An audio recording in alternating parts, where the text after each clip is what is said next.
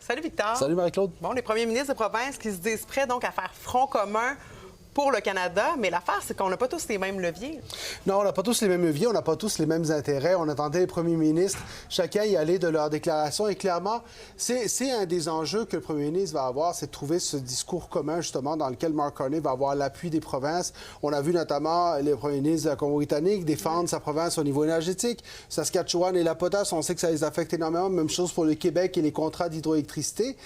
Et l'Alberta et le pétrole. Donc, chacun a ses intérêts. Et là, on essaie de trouver le point en commun. Une chose est claire, cependant, il y a une solidarité à ce moment-ci entre les premiers ministres dans leur volonté d'avoir un discours ferme envers le président américain. Il y a une volonté aussi d'arrêter de se laisser marcher sur les pieds face aux Américains. Et ça, c'est intéressant quand même pour le premier ministre Carney. D'ailleurs, le premier ministre de la Colombie-Britannique qui disait c'est pas vrai qu'on va laisser les Américains se servir dans nos ressources naturelles, alors que d'un autre côté, on nous menace et on nous fait payer des tarifs. Est-ce que ça, c'est un levier que doit utiliser Mark Carney, qui, lui, va prendre la parole demain?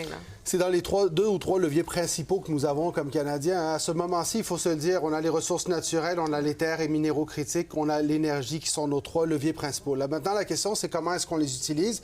Et il y a une différence entre les premiers ministres des provinces et Mark Carney, c'est que ceux des provinces n'auront pas à s'asseoir en face de Donald Trump. Ils n'ont pas à manipuler Donald Trump dans cette négociation-là. Et rappelons une chose, Donald Trump a besoin d'avoir l'impression qu'il gagne en tout temps.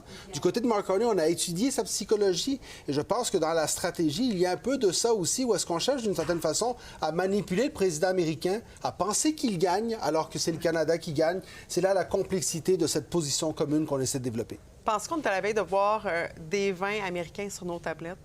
Non, je ne pense pas. À ce moment-ci, Marie-Claude, c'est une question de symbole. Hein.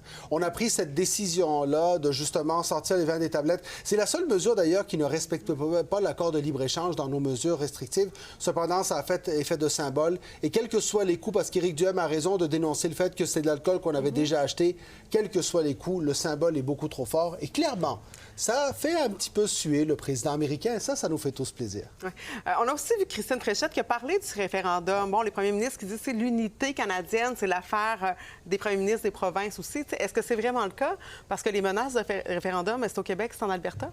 Non, tout à fait. La première ministre a eu une très bonne réponse en disant « Je vais m'assurer qu'il n'y ait pas de référendum pour vous éviter de vous en mêler finalement. » Et c'est une très bonne chose, mais il y a une chose qui est claire. La prochaine campagne électorale se fera sur ce terrain-là, entre ceux qui ne veulent pas de référendum et ceux qui en veulent un. Il y a déjà deux camps là-dedans et on verra qui arrive à se démarquer. Mais pour Christine Fréchette, ça reste que c'est une opportunité. Ouais, et là, on glisse vers la campagne provinciale. Il y a un candidat pas mal dérangeant au sein du Parti libéral. Candidat Michel Savard, qui a eu des propos assez inacceptables sur les réseaux sociaux, a parlé en décrivant deux candidats péquistes de nazis sans envergure. Et là, il invite les gens à débattre avec une batte de baseball.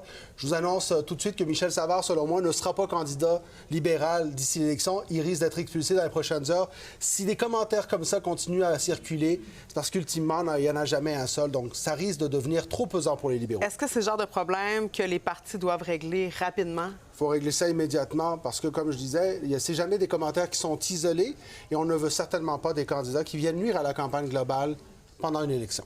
Merci, Victor. Merci, bonne à soirée. demain. Au revoir.